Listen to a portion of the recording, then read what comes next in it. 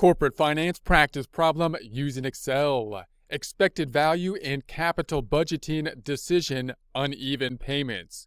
Get ready, it's time to take your chance with corporate finance. Here we are in our Excel worksheet. If you have access to the Excel worksheet, would like to follow along, note that we are in the practice tab as opposed to the example tab. The example tab in essence being an answer key.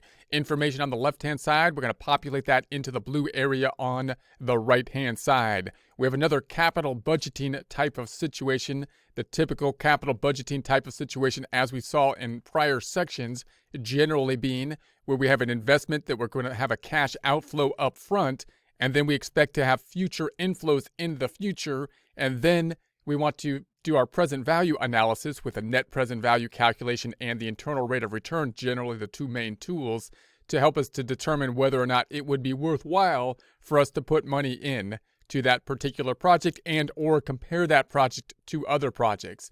Now, when we do this type of analysis, obviously everything that we're putting into it is a projection. When we think about the future cash flows and whether or not it would be worthwhile to put money in it, well, then we have to come up with those future cash flows, which again are in the future. We don't really know. So we might apply then our analysis in this format to try to group the thought process there to figure out what the future cash flows would be. And we might say, okay, I want to say, well, this is what it would look like if it was a very good outcome. Okay, not good. We don't need this kind of terminology, by the way, but that might help us to kind of categorize between 3 to 5 categories typically, and then do our probability type of analysis. Now, in a prior presentation, we had a situation where we assumed that we had even cash flows that would be a result. In other words, if you're putting the 130,000 down and you assume even cash flows are going to result for the next 5 years, then you could basically do this analysis on an annual cash flow type of basis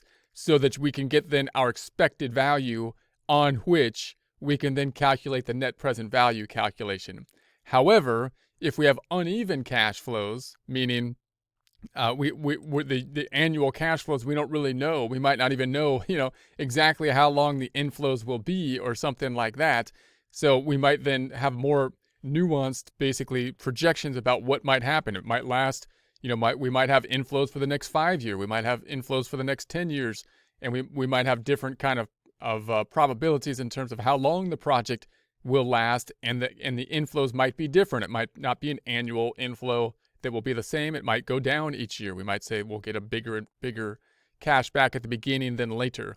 Well, then we can't really use this kind of analysis with the annual cash flows that we would then present value, but we might still be able to use this kind of analysis by running those different scenarios. So in this case, with investment 1 and in investment 2, we might think of different scenarios that we might have, and those scenarios could have varied cash flows, and they could have varied years that the cash flow might be coming in. We could then present value each of those different scenarios using our net present value techniques, which you can then take a look at in prior presentations where we've gone over that. Once we have the net present value of the inflows, after we have net present valued them, then we might be able to apply an analysis such as this and do our similar kind of analysis. So we're imagining for this particular investment, which would have a 130,000 outflow up front, we come up with 3 different scenarios as to what might happen with regards to the outcome of that 130,000. We're going to assign probabilities to them, and then we're going to present value each one of them. So if we present value each of the inflows that are going to result based on our 3 different scenarios for this one investment, then we can compare that to the initial investment here, which is going to be the 130,000 outflow. So we're imagining we present value just the inflows. Now we're comparing that to the outflow. If we sum that up, then we'd have the net present value that we would then calculate here. Now, note, again, when we do the net present value, the discount rate would kind of be included in that. So we're trying to basically compare these items after the net present value calculation. And then we can try to do our probability type of analysis at the 20-60-20. Scenario 1 being 20% likely, 60% for scenario 2, and then scenario 3 at the 20%. This would then add up to the 100%. And we can do our calculation here, which would be the 60,000 times the 20%, we've got the 70,000 times the 60% and the 40,000 times the 20%. Summing that up, we would then have the expected net present value of the 46,000. So again, this is a little reverse than a problem we did in the past, where we did the net present value of the annual payments, which we then took that expected value and did the net present value calculation. In this case, we did the net present value calculation first because of possibly uneven payments, and then we get to the expected net present value applying out our probabilities. If we did that down here on the second one, then we might do the same thing. We have the 3 different scenarios. We ran the net present value for the 3 different scenarios with different payments possibly over the years, and the life could be different for them and whatnot. And then we're going to say that the cost, the outflow up front for the capital budget is the 200,000.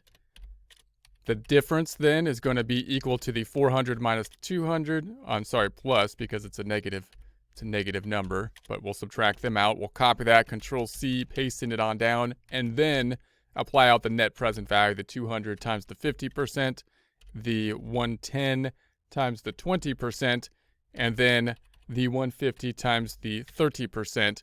And we could sum these up, equals the sum, and that would give us our expected value, expected net present value. Now, in this type of calculation, when we're comparing these two, this would give us some indication of this one obviously being higher on the net present value. We do have some of our same limitations with the net present value calculation just in general, because we have, in this case, different investment amounts, which could have an impact on the net present value. But in generally, you have the net present value, the higher it is, the better.